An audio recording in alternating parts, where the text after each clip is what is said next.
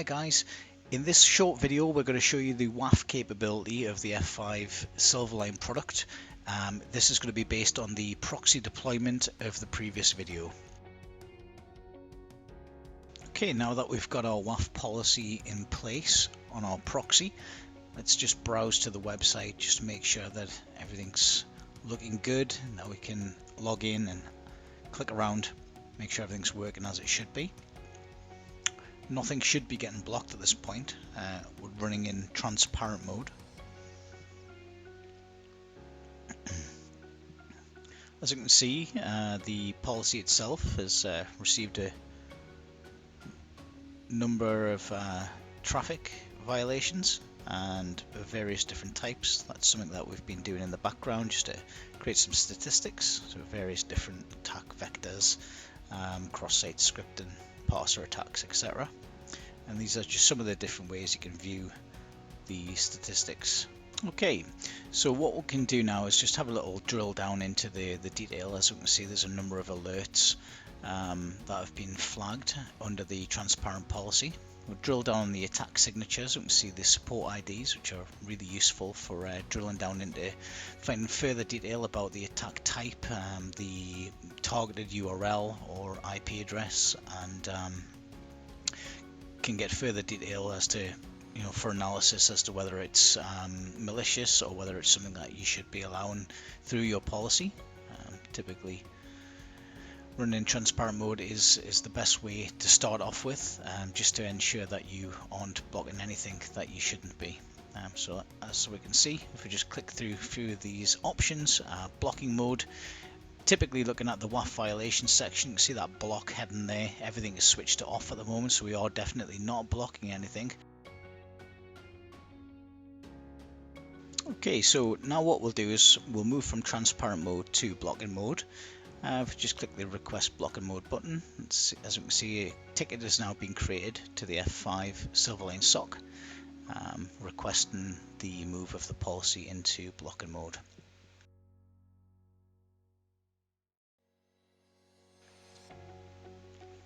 Alright, so what we can do now is take a look at the WAF policy management.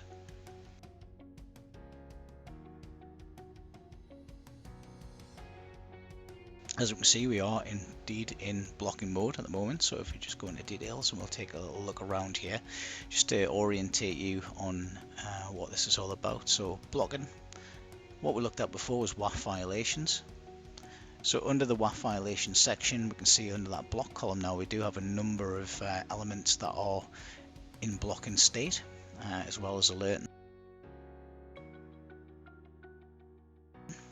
Let's just browse back to the website and log in.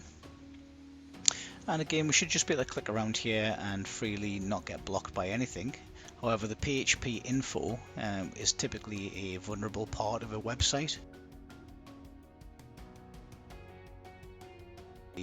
That will cause a violation, which it has done. So we'll just take that support ID and we'll pop that on a notepad. And we will try a SQL injection attack as well, just to make sure that that is also being blocked. That should be picked up by a known signature.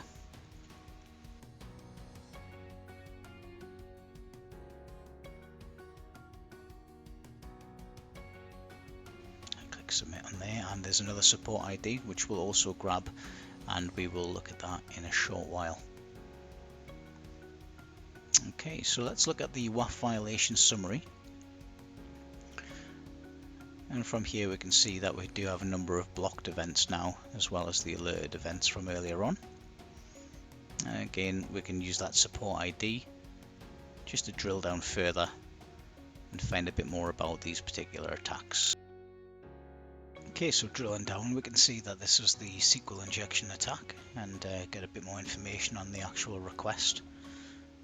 Just click on the back button here, and if we just paste in the other PHP info support ID, and we can see the event was blocked. Now typically you wouldn't allow a PHP info to be viewable to a standard user. It's an admin only page and it should be blocked by default. What we're going to do, just to demonstrate the ability of overriding a false positive, is to create a WAF exception. Basically what we'll do is submit a request to the SOC to overturn the violation for PHP info to allow that to be viewed. Okay, so we click on request assessment, and what that'll do is generate a ticket to the F5 Silverline SOC for them to review and make that policy exception for us.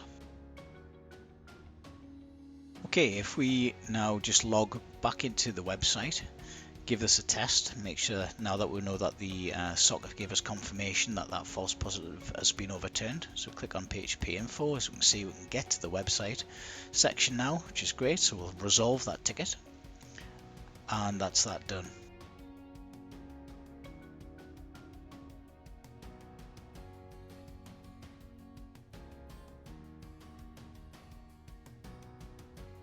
Okay, finally, if we just have another look at the WAF violation summary, so we can see just during this demo, we've been running some attacks in the background. We can see that we've got a high number of blocked events now. We'll drill back down on the attack signatures, which is the phase 1 blocking element of the WAF policy through Silverline, and we can see that we've got non-browser clients, attack signature detected, and then all of the support IDs that we can drill down to and view the actual attacks.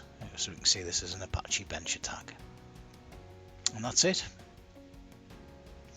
Thank you very much for watching. Please like, subscribe and comment, and we'll see you next time.